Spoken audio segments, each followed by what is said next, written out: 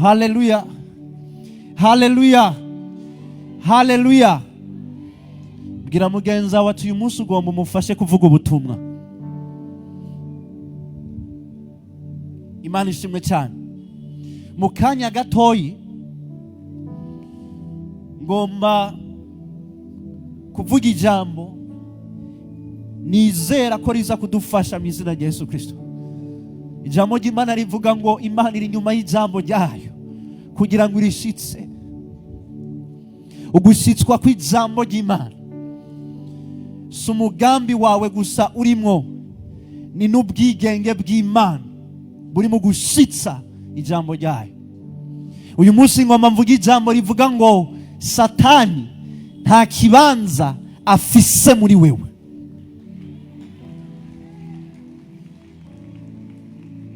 Satani nta kibanza afise muri wewe. Haleluya. Ngomba mvuga ibintu bitatu mu kanya gatoyi, nkurikirane. Ndazi ko Mpwemu Yera aza kugufasha gutahura. Ndaza kuvuga uko Satani yaguye avuye mu ijuru. Ndaza kuvuga ubushobozi wizera afise. Ndaza kuvuga icya gatatu, gusambugwa kw'ivyiyumvigwa vyose. Igihe nza kuba ndiko ndavuga, hari benshi baza kuba bariko barabohoka. Abo Satani yatwaje amanyama, uyu munsi turamuhakanira mu izina rya Yesu Kristo. Igikorwa umugwanizi yatanguye kiza kurangira muri uyu mwanya nyene mu izina rya Yesu Kristo. Nawe ni wataha bakuravye babone kutandukanye nuko waje mu izina rya Yesu. Yesaya igice cya 14 umurongo wa 12 gushika ku murongo wa 17. Ni mburi ku gihugu cyitwa Babiloni, benshi musanzwe muzi muri Bibiliya. Ariko ndagomba kuvuga Babiloni ni iki? Ni bande bamaze kumva Babiloni mu ijambo ry'Imana? Ba bene data bakwega ka kantu nibo bakunda kuvuga ngo bajya abantu n'aba Babiloni. Babiloni ni gisagara cyari gifise ivyiyumviro vy'umuntu yitwa Emerode, ari we yatanguje ico novuga ubuhinga bwo gukora ibigwanisho. Benshi Babiloni bayizi igihe yari kwirubakwa, igihe bubaka umunara w'i Babeli. Ijambo ry'Imana rivuga ngo nico catumye izina ry'ico gisagara citwa Babeli, kuko ari Uhoraho yayoberanije ururimi rwabo mu isi yose, kandi ari Uhoraho yabasabagirije mu isi. Ndagomba mutahure Babiloni mbere yuko nsigura Yesaya. Ndazi ko uyu murongo tuwusoma kenshi turiko dusigura Satani. Now, Babeli ni igihe abantu baje ahantu barubaka bavuga ngo tugomba gushikira Imana. Imana irabareka barubaka. Ariko Babeli bisigura igisagara cyo gucanganikirwa. Babeli mu yandi majambo mu Giheburayo bisigura igitanda amadayimoni aryamako, igitanda amadayimoni aruhukirako. Ijambo ry'Imana rivuga ngo abo bantu Imana ize ibona ko bahuje umutima n'inama, ivuga ati aba bantu ko bahuje ururimi, icyo bihaye gukora bazogisikana. Niho Imana yamanuka. Imana ntiyatewe ubwoba n'amatafari bariko barakoresha kugira ngo bubake. Imana yatewe ubwoba n'amajambo bari bafise yo kubaka. Ijambo ry'Imana rivuga ngo aho hantu Imana ibasukamwo indimi. Yo mumbwire muti amen. Imana ntiyafashe amaboko, Imana ntiyafashe amaguru yabo, Imana yafashe ururimi baca bahagarika kubaka. Ikibazo mbaza, urwo rurimi bariko barubakisha rwari ururimi nyabaki rushobora gushikira Imana?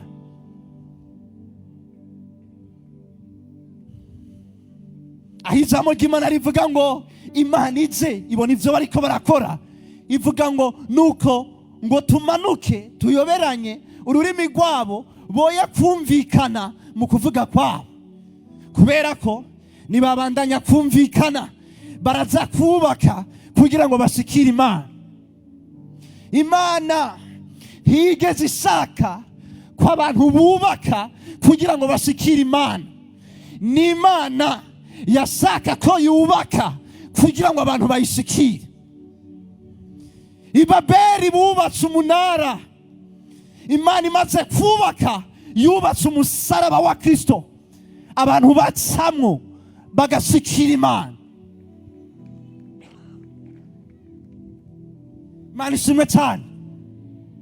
Rero Yesaya acaza agatangura kutubwira iby'ingene haguye, avuga ngo we ukuntu ukorotse uvuye ku ijuru, wa nyenyeri yo mu rubungubungu we, wa mwana w'umutwenzi we, ingene uciwe ugashika hasi, wewe watsinda amahanga. Cyari gisagara gikomeye cyane, cyari gisagara kirimo abanyabwenge bazanye igambere mw'isi ivyerekeranye n'ubuhinga bwo gukora ibigwanisho vyica abantu. Bibiliya ivuga ngo we kuntu ukorotse wari waribariye mu mutima uti nzoduga nze mw'ijuru, kwa kundi nyene i Babeli bavuga ngo twubake umunara dushikire mw'ijuru.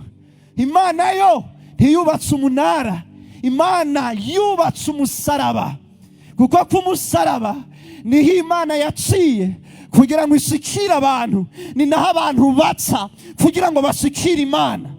Kandi kubw'uyo musaraba Yesu amaze gupfa akazuka mu bapfuye, i Babeli Imana yabashwiragiza ibahaye indimi zitandukanye, ariko Yesu aje ku munsi wa Pentecote abaha ururimi rumwe. Igihe Yesu abaha ururimi bose barumvikanye. Bibiliya ivuga ngo abantu bose bumva bariko bavuga mu ndimi zabo. Ijambo ry'Imana rivuga ngo bose buzuzwa mpwemu yera batangura kuvuga izindi ndimi uko mpwemu abahaye kuzivuga. Babeli ni ikimenyetso cya Satani.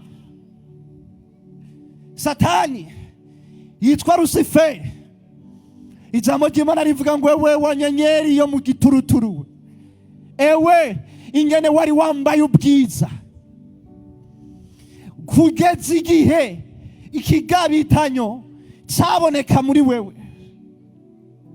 Ikigabitanyo Satani yagize ngoma ndakibabwira, cyari ikigabitanyo cyo gusaka kumera nk'Imana.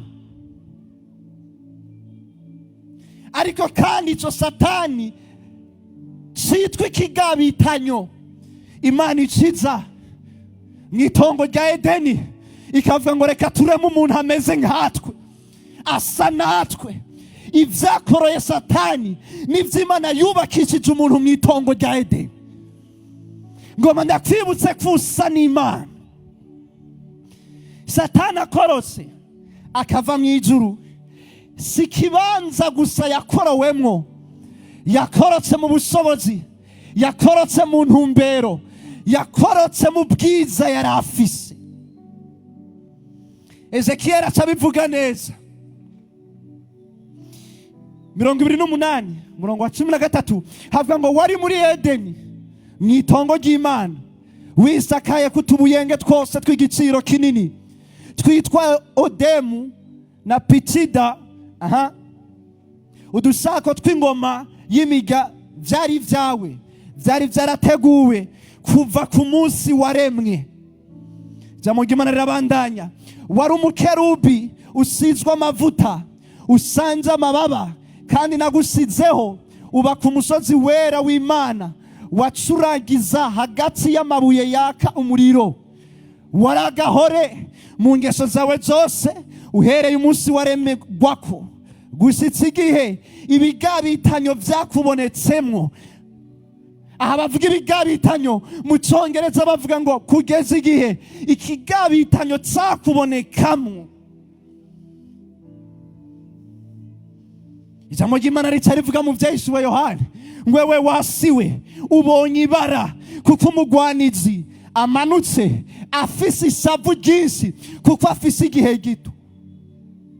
Arabizi ko afise igihe gito muri wewe, kubera afise igihe gito ariko arakora ibishoboka byose.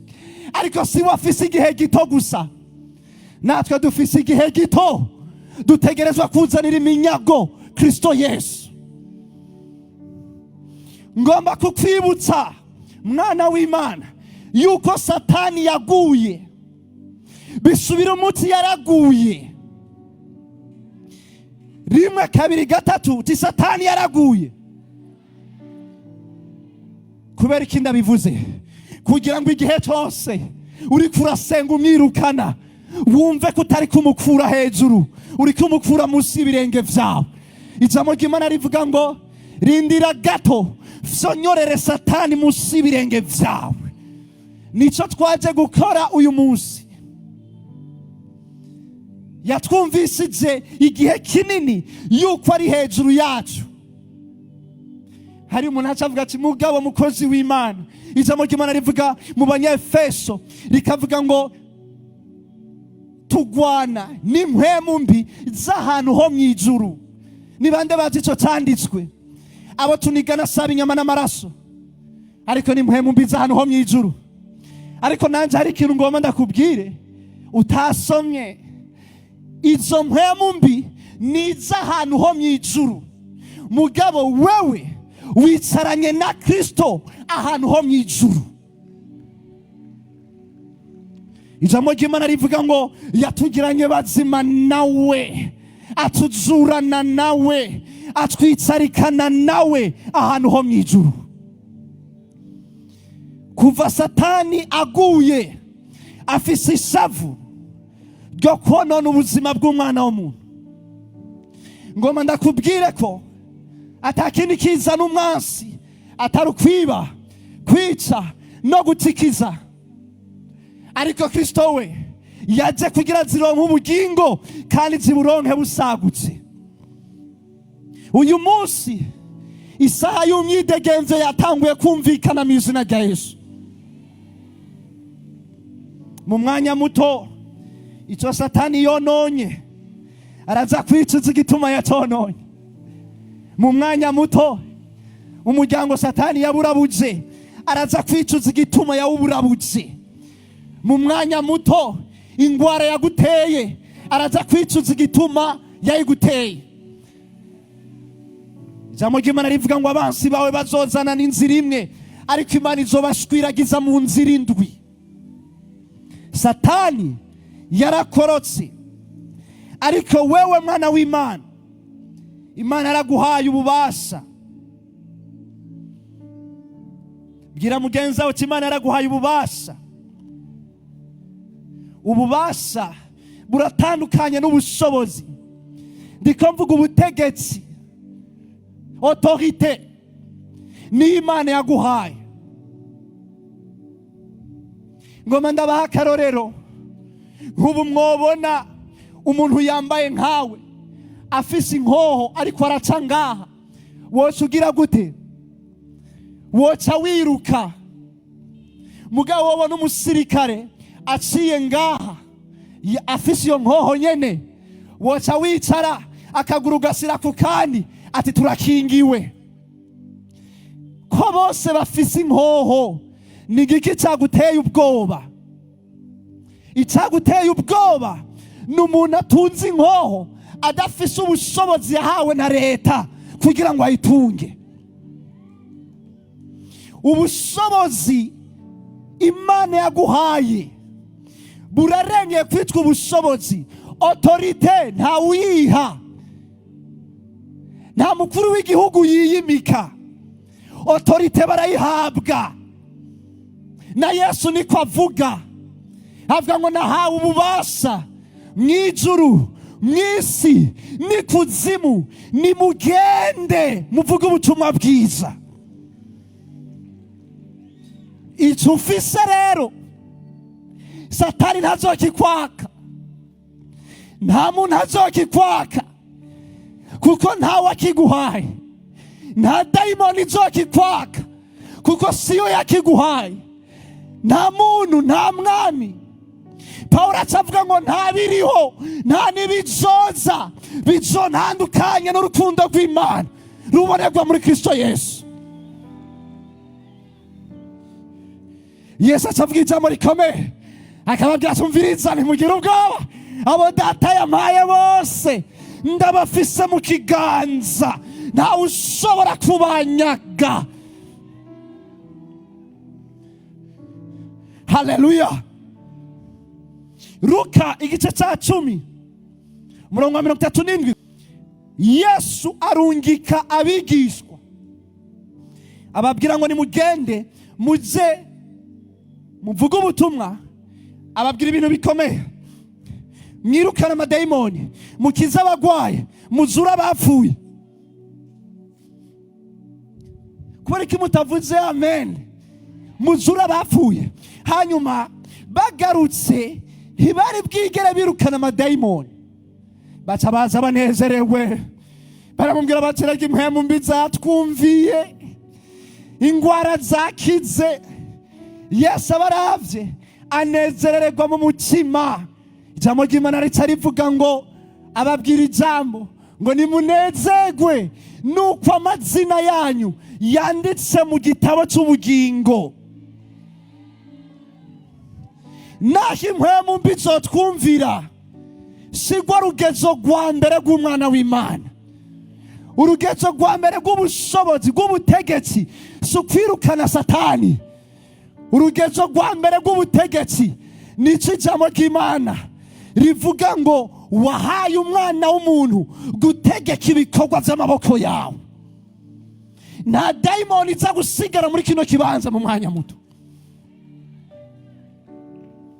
Haleluya. Ababwira ngo nuko bamwe 70 baragaruka umunezero, bagarukana umunezero, bataba dayimoni batwumviye. Ubu n'ubutegetsi. Yesu avuga ngo ijambo wampaye niryo nanje nabahaye. Ijambo wampaye, kuko imisi yose n'umukuru w'igihugu ariko yimikwa n'ijambo. Bacavuga ngo reka turindire ijambo aza kuvuga. Imana nayo nyene ntiyapfimitse atajambo ikoresheje. Mbere na mbere jambo yariho, kandi jambo yahoranye n'Imana, kandi jambo yari Imana. Nta caremwe na kimwe atarimwo. Ubutegetsi ufise uyu munsi si ubwo waciye, n'ubwo wahawe, kandi ko wabuhawe uremerewe kubukoresha. Haleluya. Yuda igice cya mbere umurongo wa 5, Shadebradiko Socholobo, havuga ngo ndagomba kubibutsa, naho byose musanzwe mubizi, yuko umwami Imana imaze gukirisha bwa bwoko kubakura mu gihugu cya Egiputa, hanyuma yaho yahoneje abatizeye. Imana ntiyisha abavuye muri Egiputa, Imana yisha abatize, hapfuye abatize. Mwana w'Imana, uyu munsi ni wizera urabona igitangaza. Uyu munsi ni wizera uza kuba mu kibanza cy'abarokoka, ntuba mu kibanza cy'abapfa. Kubera bizeye gusa byarabakuye mu bapfa, ntibagwanye, barizeye. Naje gutangariza wa muntu avuga ati sinkiryama, amadayimoni araragenda ku mabati, umwana wanje agwaye intandara, vyaranse kwakira. Yesu acavuga mu byakozwe n'intumwa, havuga ikintu gikomeye, hakavuga ngo nta rindi zina twahawe munsi y'ijuru ryo gukirizwamwo kiretse izina rya Yesu Kristo. Naho uyo mwana toba yaje, uyu munsi ubushobozi bw'Imana buraza gushikira inzu abamwo. Imana imukize, kuko ijambo ry'Imana nta mipaka rifise. Uko yari ari ejo niko ari uno munsi, kandi niko azokwama ibihe bitazoshira. Haleluya. Urafise ubutegetsi Imana yaguhaye. Iyo wirukanye Satani, ntagenda kubera ari uvuze, agenda kubera kubonamo Kristo Yesu.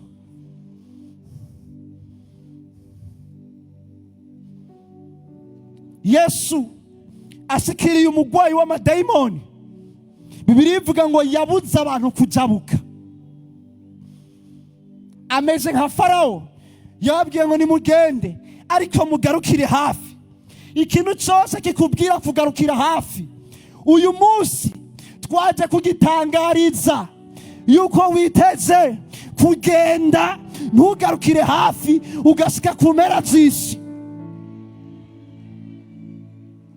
Farao ababwira ngo nimugende ariko ntimugire kure. Yesu nawe akababwira ngo nimugende musike ku mpera z'isi. Wumvira Farao cyangwa wumvira Yesu? Yesu. Birivuga ngo afashe hakurya mu gihugu, Mateo 8:28, afashe hakurya mu gihugu cy'Abagadaleni, babiri binjiyemo na dayimoni baramusanganira, bava mu masenga y'imva, bari bakaze cyane, bituma atawushobora gushyita muri iyo nzira. Byarigeze kuba ko abantu bagwaye amadayimoni babuze abantu guca mu nzira kanaka biharije. Yesu ahashitse, murabe icyo yakoze, barasemera bati, duhuriye hehe ga mwana w'Imana? Imbere yuko Petero amenya ko Yesu ari umwana w'Imana, amadayimoni yaramenye ko Yesu ari umwana w'Imana. Uje hano kutubabaza agasinyaguro igihe cyacu kitarashika. Turabizi, turarindiriye uwo munsi tuzosinyagurirwa, ariko si uno munsi. Kandi Yesu yaravyemeye ko atari uyo munsi. Icyo Yesu yakoze ntiyabasinyaguriye. Iri jambo rivuga kubasinyagurira risigura ngo uraze utumanure muri ya gehinomu y'ibihe bidashira kandi hataragera. Bumvise Yesu ariko araza, byabibukije umuriro uzobaturira ibihe bitazoshira.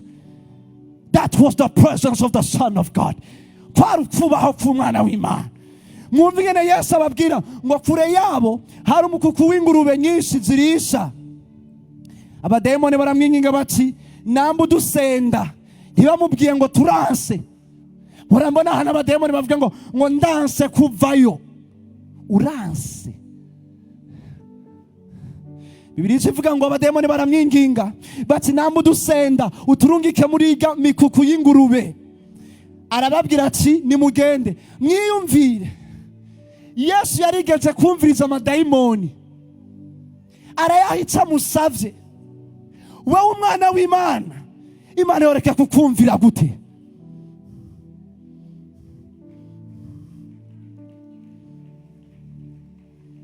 Amadayimoni aramusaba Yesu ati, turungike hajya. Yesu ntiyase. Ngomba mvuge kino kintu, amadayimoni twirukana ntituyica, kuko impwemu ntizipfa. Iyo turavuga ngo wa dayimoni ndakwise, uri kurikinisha. Spirits don't die. Impwemu mbi ntizipfa, ariko turazirukana. Jambo ry'Imana rivuga ngo idayimoni imwe isohotse irondera izisumvya ubushobozi, ibiheta ngabo indwi. Irondera ikibanza kigaragara. N'uyu munsi n'Imana nayo nyene iri kwirondera ikibanza kigaragara. Kumwe kuri Elisa, umugore yabonye amavuta akamubwira ngo zana ibikoresho byose bigaragara. Ntukabeho ugaragara, wamubaho ufise wuzuye icyo Imana yagusizemo. Ntugaragara, urafise icyo Imana yateretse muri wowe mu izina rya Yesu Kristo. Ubwo butegetsi, ubwo bushobozi niko ndavuga. Ijambo ry'Imana rivuga ngo ni bwa bushobozi bwazura Kristo mu bapfuye. ubwo nibwo buri ngaha kuri uyu mugoroba mu izina rya Yesu Kristo. Haleluya, haleluya. Kera kubera gutinya amadayimoni abantu baca baririmba bakavuga ngo Shetani we baki nyuma, minaenda na Yesu. We baki nyuma, minaenda na Yesu. Shetani we baki nyuma, minaenda na Yesu. Agaswahili murakumva kavuga ngo we Shetani sigari nyuma, jewe njanye na Yesu. Kuko uwo muntu yaba afise ubwoba atazohava nkurikira amfate. Ariko hari ico ngoma ndakwibutse mwana w'Imana, ivyo abamarayika yarabitubwiye.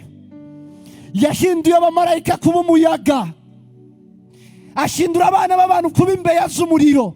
Satani yokurikira urubeya rw'umuriro hama ngo bigende gute? Simvuze ko Satani atagutera, ariko itaguteresha ni ntambwe yivuga, kuko idafise uyivuga. N'amajambo, nawe ufise ijambo riri hejuru y'andi majambo. Ijambo ry'Imana rivuga ngo yashize hejuru ijambo ryayo, arirutisha izina ryayo. Mu izina rya Yesu idayimoni yose iyiva ikagera ishobora guhagarara imbere y'ubushobozi bw'iryo zina. Hari ivyo umwami ariko arakora aka kanya ndiko ndavuga. Muri kino kibanza ndabona umuntu yaje afise ikintu kivyimbye mu musaya. Umusaya wiwe hari ikintu cyavyimbye. Uyu munsi aba Satani yatwaje amanyama, turabihakanya mu izina rya Yesu Kristo. Ituzokwama turara tudasinziriye, ituzokwama tugama abana twama tubatwara kwa muganga n'ingwara tutazi. Harageze ko duhagarara mu bushobozi bw'izina twahawe. Harageze ko duhagarara mu kibanza cy'abana b'Imana tugahakana mu izina rya Yesu Kristo. Uyo muntu ndamwumva ari muri kino kibanza, ufise ikintu cyavyimbye mu musaya, aho uruduza ikiganza cyawe mu izina rya Yesu Kristo.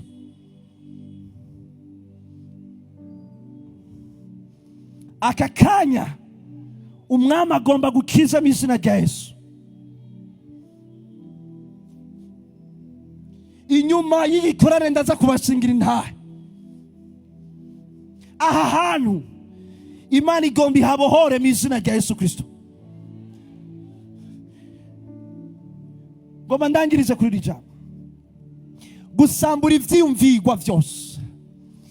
Iyo ndiko ndavuga ivyiyumvigwa, ngomba ndabisigure gato. Ivyiyumvigwa mu Kirundi bavuga ngo ni ivyiyumvigwa, ariko babivuga nk'umusozi wubatswe. Kubera ko ari umusozi wubatswe, ivyiyumvigwa strongholds canke amaforteresse n'ibintu biza mu buzima bw'umuntu bikaguma vyisubiramwo kugeza igihe wemera ko atakindi kintu gishoboka atari ivyo bintu. Igihe cyose ubayeho ubuzima ubona ibyago biguma vyisubiramwo, si Satani ariko guteza ingwara, ni Satani ariko aboha ivyiyumviro bikubwira bici wokira, akakwemeza ati ntibizopfa bikunze. Diabete nikira, kansere nikira. Ivyo ni vyiyumvigwa. Bibiliya ivuga ngo turabifata tukabigomorera Kristo Yesu. Twiteze guhana. Uyu munsi urahana icyo Satani yari yarazanye kuguhanisha mu izina rya Yesu Kristo. Kandi twiteguye guhana ubutumva bwose aho mwebwe muzogirira kumva gushitse. Ni wumva ukumvira Imana, ukemera icyo ikubwiye, ukizera umwana wayo. Reka ndababwire bene data, nta daimoni yari ifise uburenganzira bwo kuba mu mwana w'Imana.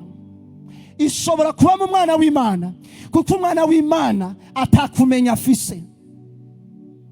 Ijambo ry'Imana rica rivuga ngo ubwoko bwanje burishwe no kutamenya, kuko bataye ukumenya nanje nzobata. Nta burenganzira Satani afise bwo kwicara aho bicaye, ntabwo afise. Mugabo ubwo afise nubwo kuza ahari umwijima wo kutamenya akahicara. Ukaca uvuga ngo twebwe mu muryango wacu ntitwigera turongogwa. Kubera iki? Ivyo bintu vyarisubiyemwo ku buryo bifatana n'amaraso. Vyarisubiyemwo ku rugeze guko muvuga ngo iwacu bagejeje imyaka 35 baca bapfa. Ariko uyu munsi naje kukubwira inkuru nziza. Naje kukubwira nti ntuzopfa, uzobaho. Wamamaza ishimwe giye guhamagaye mu izina rya Yesu. Niwe wa mbere ugomba usambura umuvumo w'umuryango wanyu. Abapfuye barapfuye, ariko abazokomoka inyuma yawe uvuga uti no, ndabihakanye. Hari amaraso avuga ivyiza gusumba ya Abeli. Nimba uvuka mu muryango baraguza, ukaba waravutse ubwa kabiri, winjiye mu muryango wa Aburahamu, ibisekuruza vyawe ntibikiri vya bindi vy'ibururi vy'imakamba sihajya. Ariko tweho bene data, ubwene gihugu bwacu ni mwijuru. Amaraso mfise n'amaraso y'umugezi w'intama w'Imana. Uworabamwo neza yosangamo ishusho y'umwana w'Imana nzima. Ivyo vyiyumviro hari ivyo ntashobora kuvugira ngaha kuko turi mu gikorane. Kubera iki? Ari twebwe dusenga cyane muri Afrika, ariko ugasanga ni twebwe dukenye kandi ari twe dusenga cyane. Kubera iki? Abana bacu ntibaje ku ishuri, abana bacu bagwaye, nta bushobozi buba buhari bwo kubavuza, kandi ari twebwe dusenga Imana cyane. Dawidi aravuga ngo vyaransitaje igihe nabona abanyakibi bagirirwa neza, narababaye mu mutima. Safu niko avuga ngo kugeza igihe ninjira muri pafi z'umwami, ngo Imana ikanyereka iherezo ryabo. Ngoma ndakubwira ikintu kimwe, ikikugira umwana w'Imana samahera ufise kuri wewe n'umuryango uvamwo. Ikikugira umwana w'Imana nico wamize igihe wamwizera. Inzamba niyavuga amahera ntazoyumva, amazu ntazoyumva, ariko wa mutima wavutse ubwa kabiri tuzomusanganira mu bicu. Ijambo ry'Imana rivuga ngo si twese tuzosinzira, ariko mu mwanya muto uwo gukubita urugohe inzamba izovuga. Ivyiyumvirwa vyose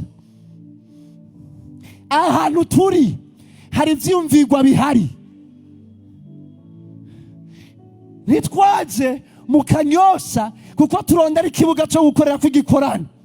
Twavuze tuti Imana reka tukumvire, hari icyo Imana yatubwiye, hari icyo Imana igomba kubohora. Suko ahandi hose babohotse, ariko hari icyo Imana yatubwiye. Kandi no mu mwaka uza tuzoba turi ngaha nyene.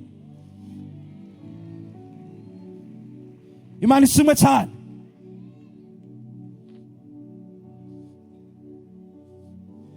Ivyiyumvirwa aka kanya biriko birasambuka mu izina rya Yesu Kristo. Shalabegedus katalabade.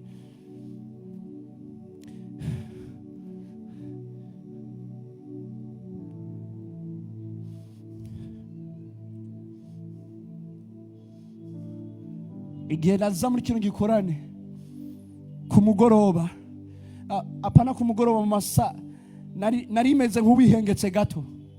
Hari ikintu Imana yanyeretse, kandi kiduha imyidegemvyo uyu munsi mu izina rya Yesu Kristo. Aka kanya ibwina ikintu cyose Satani yiziziye, uwo mugozi ugomba utangure gucikagurika mu izina rya Yesu Kristo. Uwo mugozi ugomba utangure gucikagurika mu izina rya Yesu Kristo. Haleluya. Mugozi ugomba utangure gucikagurika mu izina rya Yesu Kristo. Hari abantu umwami agomba bohore mu izina rya Yesu. Uyu mwanya ndiko ndavuga, hari abantu baza kumva umenga bagomba baruke, bagomba kuvomisa. Ubushobozi bw'isano bwose aka kanya buraza kwitwenga nabwo nyene. Nta sano rizokwica, vuga uti amen. Hari abantu bacavuga ngo ya ngo rega ririca abantu, ngomba ndakwibutse Mariko 16:17 havuga ngo ngibi bitangaza bizokurikira bizera, bazorambika ibiganza ku bagwaye kandi bazokira, bazonywa icica ntacyo kizobagira. Umunsi bazoguhisano aho kukwitsa rizokuvyibusha. Agasanga ubana n'abatanga isano, ubabwira ati nimwarisiramo musiremo ryinshi ryumvikana, kuko ndafise ubuzima bw'Imana muri jewe, siniko ndihuta gupfa, ndafise icyo Imana yampamagariye, nzokirangiza mu izina rya Yesu Kristo. Uzofishwa n'amasase, uzorangiza ibyo Imana yakubwiye mu izina rya Yesu Kristo. Agasanga harabibwiye ko bawukwicara munsi y'igiti ngo bagomba kukuroga. Uyu munsi kuri uyu mugoroba bagomba bavyicuze, bagomba bavyicuze mu izina rya Yesu Kristo. Shali varandaba totokoponte liya subraha lae zapato glivo zale zampapa govos keteleba sipaladusa katalaba mu izina rya Yesu Kristo. Ahantu hose idemoni yafashe aka kanya, abaprotokole babe hafi mu izina rya Yesu Kristo.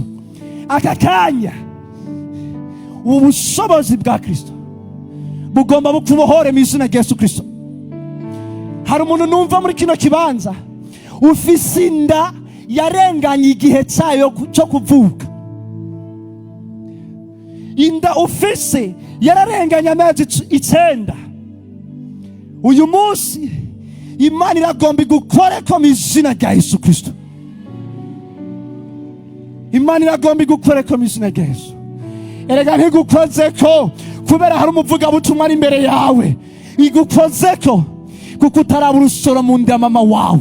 Yari yaragutoranitse, yari yarakwiyumviriye, yarazi vyawe vyose, yari yaragushize hejuru. Uruhendo rwose rwa Satani aka kanya ruriko rurarangira mu izina rya Yesu Kristo.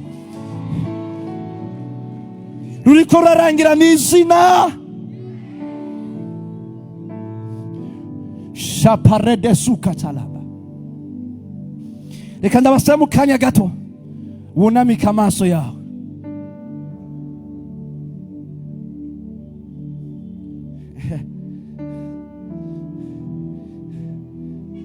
Erega muri mwebwe harimo abidegemvya, abidegemvya musengera batidegemvya.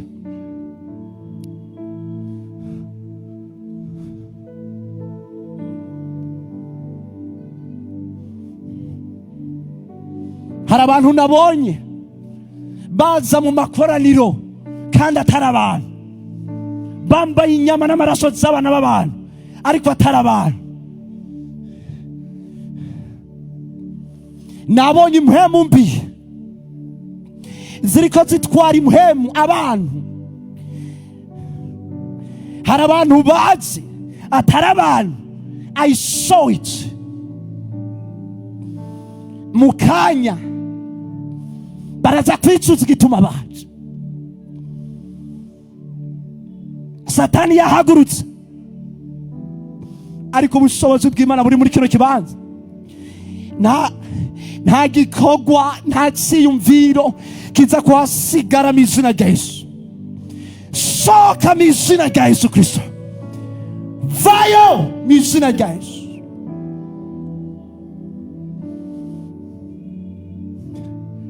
Na na na na na na na na.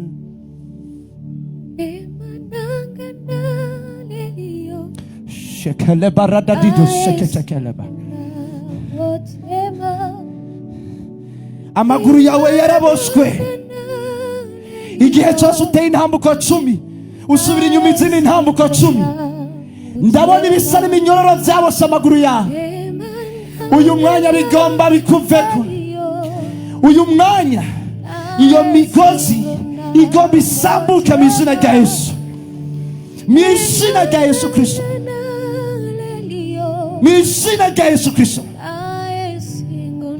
Ndumva abantu 10 mu bubamfu bwanze. Imana iriko irabohora aka kanya nyene. Iriko irabohora aka kanya nyene mu izina rya Yesu Kristo. Iriko kubohora aka kanya nyene mu izina rya Yesu.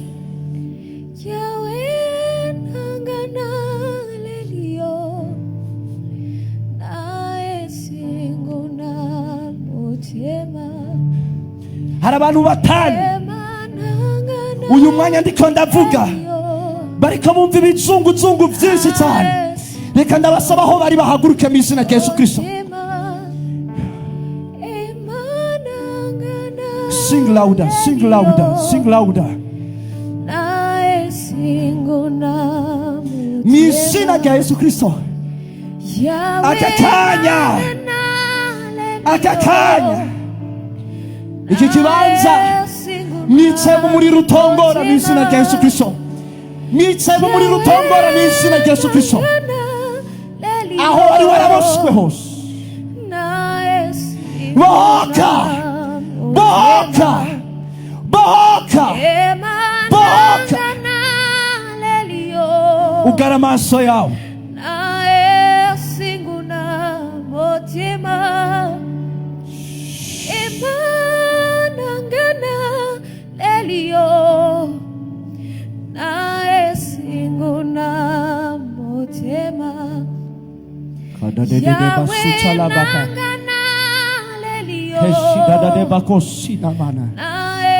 Setele barada bakosi chalabaka. Sikarada basu chalabakata. Zimba bado soko chaleba. Setele baka.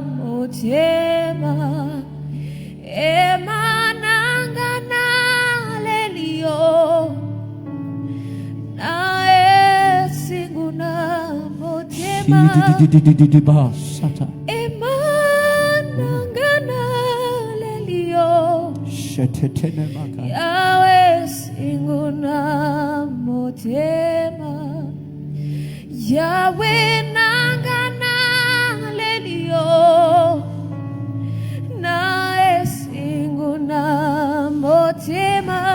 Reka ndabasabe tuduze ibiganza twese ku Mana.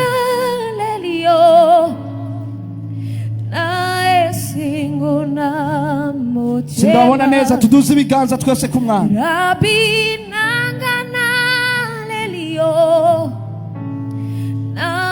Aka kanya nimba hari ingwara yakubose utangura ubwira Imana ati uyu ni umwanya wanje wo kubohoka mu izina rya Yesu Kristo.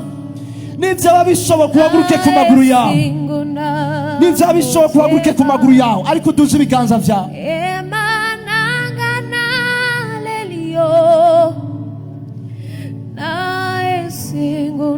Shentele baraduski chekeleba. Emanangana lelio, nae singuna motema. Shenenene masota. Didada basucha labaka. Jesus. Yes. Yes. Yes. Yes. Yes. Yes. Yes. Rabbi. Yes. Yes. Yes. Yes. Yes. Rabbi nangana lelio, senga, senga, senga. Yes. Yes. Yes. Uyu ni umwanya wo kubohoka. Uyu ni umwanya wo kubohoka. Uyu ni umwanya wo kubohoka. Uyu ni umwanya wo kubohoka. Uyu ni umwanya wo kubohoka. Uyu ni umwanya wo kubohoka. Uyu ni umwanya wo kubohoka. Uyu ni umwanya wo kubohoka. Uyu ni umwanya wo kubohoka. Uyu ni umwanya wo kubohoka.